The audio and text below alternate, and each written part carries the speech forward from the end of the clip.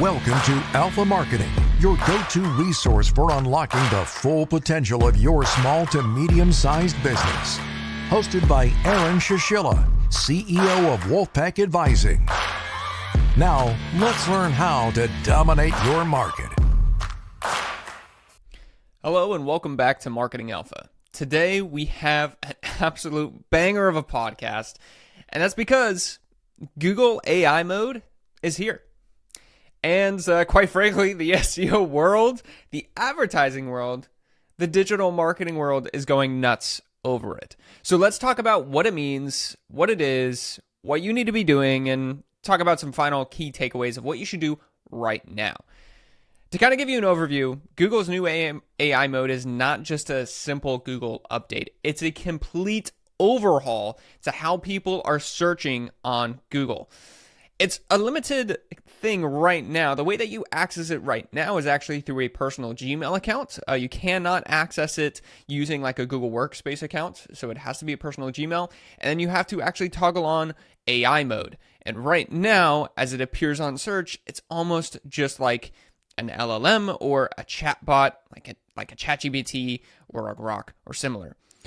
So if your business depends on Google traffic, this episode could save you thousands of dollars.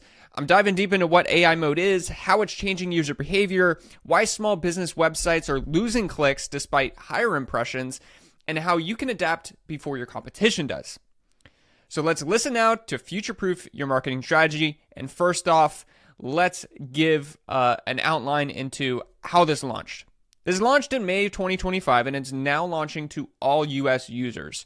It's powered by Gemini 2.0, and it doesn't just rank results. It answers questions that you might particularly have, and then it provides footnotes or little links.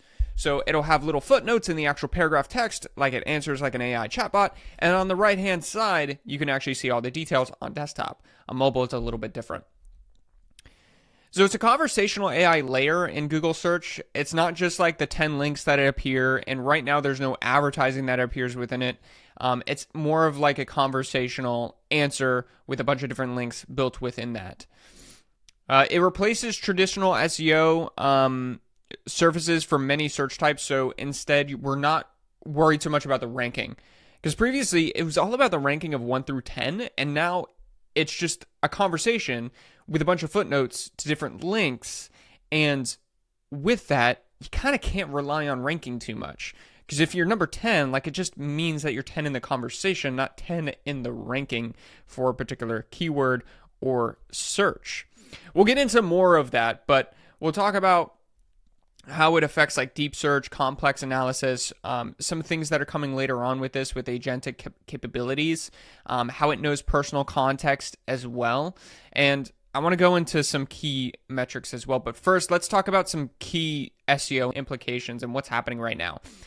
Currently, and with Wolfpack customers right now, we're seeing a significant drop in click-through rates, meaning the number of clicks you're getting from Google search. We're seeing across the board in Google Search Console accounts, what's happening is clicks are dropping, impressions are increasing.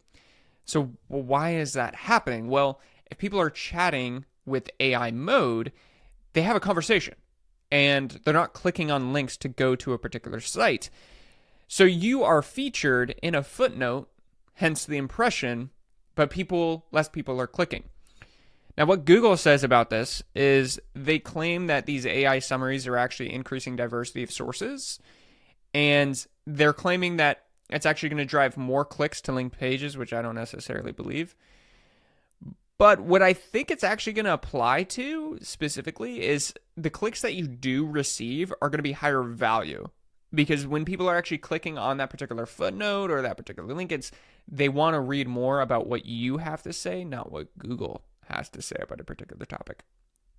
Some SEO experts, like ones on Twitter, argue that it's not applying to small publishers or local businesses. It's really going after bigger companies, higher informational keywords, general search queries. But in terms of local searches for businesses, it's not necessarily going to impact. I think it is going to change the game a little bit. But we'll go into some strategies on how to adapt a little bit later as well.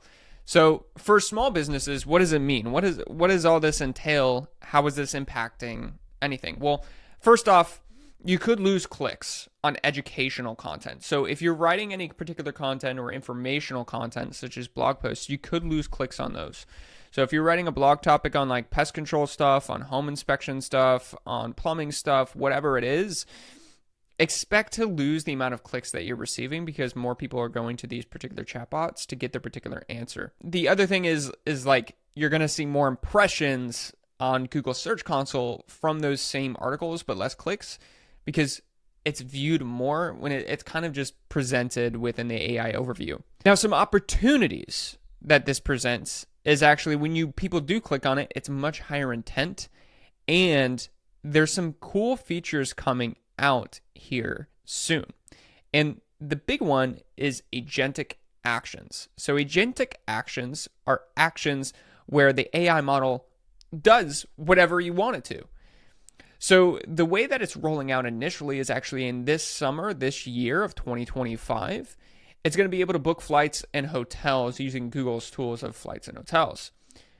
And so in the future, we could see an increase of conversions directly from search with certain integrations and certain capabilities. Or perhaps there's an agentic AI that attaches to a browser as like an extension, and it automatically goes to your website and schedules or submits a contact form. That's a huge opportunity because it lowers the barrier for a user to actually have to fill out everything and click to your website. It seems small, but it'll actually increase conversions quite a bit. Now, the other thing to note in terms of an opportunity is being featured in these AI citations or these footnotes. You might not think it's a particular opportunity, but for the right searches, for the right key terms and right context, it's very important and a lot more valuable. So how do you go about actually ranking in these? Well, it's all the same stuff that we've talked about before, actually. You're writing in-depth content around common customer pain points. You're using case studies, testimonials, and real-world examples to stand out. You're getting mentioned on third-party or directory sites such as Yelp, Yahoo Local, Bing Places, all those directories and citations. OpenAI has one. Amazon Alexa has one. You're doubling down on your Google business profile and getting a lot of reviews. But the SEO strategy and the whole picture stays the same. The core value is the same. The core strategy of what we're doing stays the same. Now, if you're partnering, I can't speak to other agencies. I can only speak to what Wolfpack is doing. For Wolfpack, we've changed a lot of our internal processes in order to be more efficient and effective in terms of the offering that we're doing because we have to remain competitive. But the core product, the core service that we're offering is, quite frankly, almost the same. And that's what you should look for in a particular agency is nothing's changed. The way that the ranking happens and what users want has stayed the same. Users just want the answers to the particular question in the most fast and efficient way, the most authoritative. And if they actually want something from you or want to read more information from you, they will go and they will inquire about it, which you should be able to present. And that's what the AI models are looking for as well. So when you're thinking about writing content and everything else, you still want to apply the same kind of expertise, the same kind of trust, the same kind of thoroughness that you would typically go about in your current SEO strategy. You don't want to do tons of AI posts, AI pages, artificial content, and just duplicate content. That isn't going to help your case. If it does help your case, it's for the short term and not for the long term. So let's go back up to some of the things I mentioned before, which is some of the key features that are happening with Google search and how you could start leveraging them. So deep search. Deep search was where people can actually just inquire more about their initial question. They might ask an initial question about how to get rid of ants. And then 5 steps later, they're really deep into one of your blog posts around how you get rid of ants in a particular chemical or particular process, or the strategies that they can do at home. They can do more complex analysis as well. So they can add charts, lists, and summaries like a mini research paper on Google search, which is extremely beneficial. And Google can now read those charts and understand that data. So if you have local data to present, this is a perfect opportunity to add it to your website about what is actually being shown in your local market. There's also, as I mentioned, the agentic capabilities where people can book flights, buy tickets, schedule appointments right inside Google. That is happening this summer with flights and hotels, for example. And I imagine as the years go on, it's going to be further and further to where people don't quite frankly have to book anything. They kind of just tell their assistant to book it for them. And then, of course, personal context is it knows that, hey, you've searched for this in the past, and it knows this personal context about you and what you like, so it knows to book these types of flights, book these types of hotels, or present you with this kind of information in this particular fashion. Now, some key metrics right now that are happening with AI mode in Google, and you can check this out for yourself, but over 1 billion people have already interacted with AI overviews. Users submit 2 to 5 times longer queries that's more complex, it's more specific. It's usually not a what we call navigational search, meaning people aren't typing in Facebook to go to Facebook, right? They usually do that in Google search itself, or they're using just the Chrome tab, obviously. But Google also reports AI users search more frequently and engage longer than a regular Google search, which makes sense, right? It's changing to kind of like a chatbot conversation where they can get all the answers right there and see the footnotes, and if they want to expand on it, they can. All right. So we talked a lot about the latest developments. We talked a lot about some SEO implications, what this is currently doing, how you need to currently adjust your strategy. Focus on that structured content, focus on the schema markup, all the normal stuff. Focus on your, what we call EAT, or experience, expertise, authoritativeness, and trustworthiness. Just the basic stuff when you're writing content. Focus on the expertise, your own authoritative local stuff that you can add, your own expertise and what you can add.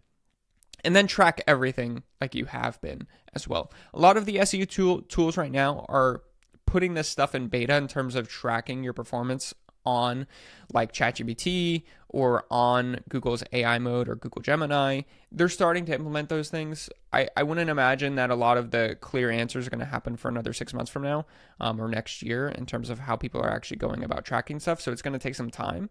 But right now, core message is the same from the SEO world. Now we know also the small business impact and how this can affect. If you're writing tons of content right now, expect a traffic drop. Just expect that. But expect a lot of opportunities as well to come from this as well with an increase of impressions. Make sure your favicon on your website, and if you're not sure what the favicon is, it's essentially if you open up a Chrome window, it's the little logo in the top left of that tab. That is a favicon. Make sure your favicon is nice, clear, perfectly pictured, because that's going to be a representation of your brand in a lot of these footnotes. So make sure you have a really good favicon. Let's talk about now the future.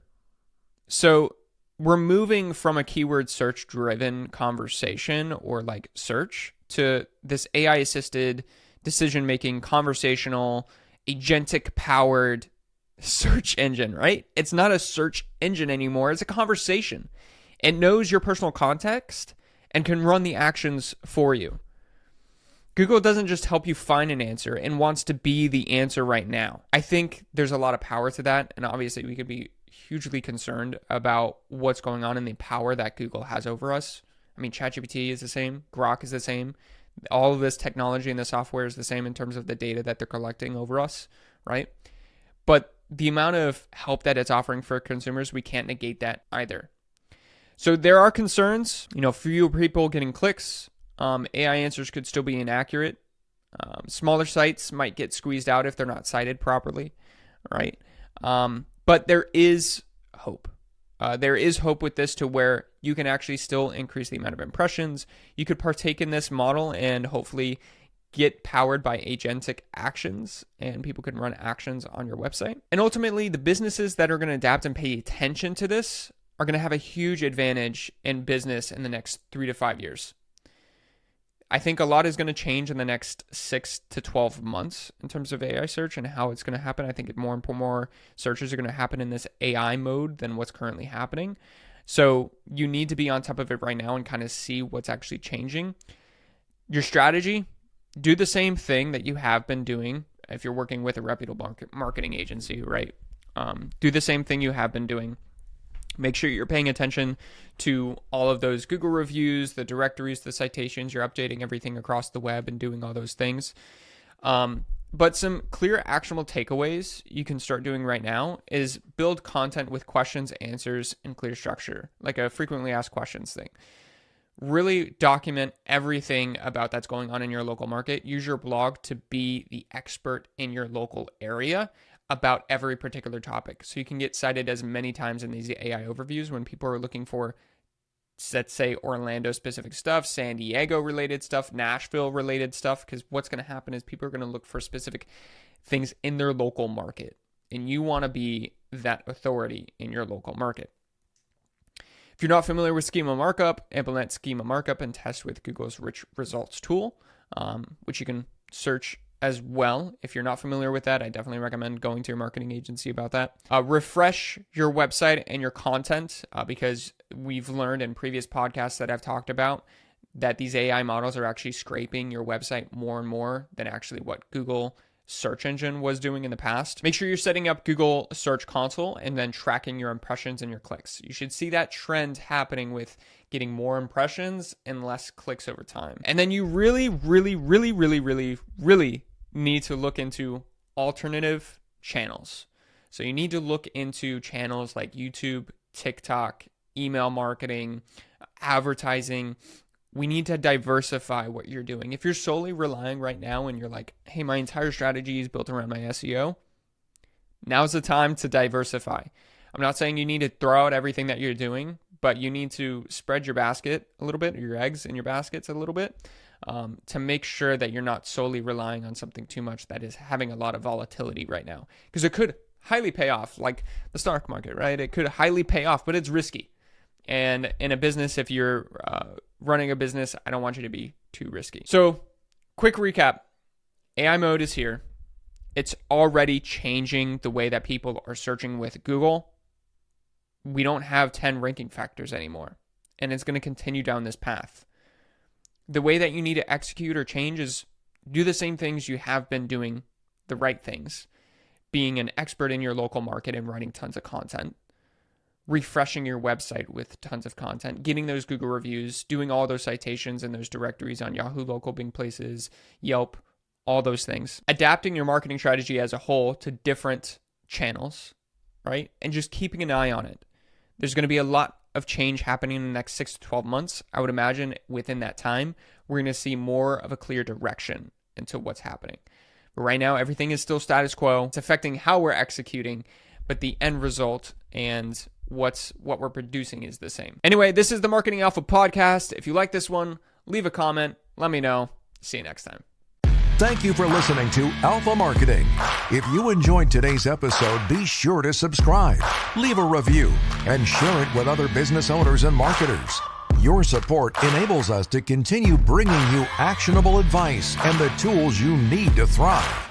Join us next time for more insights with Aaron Shishilla, and keep striving to be the alpha in your market.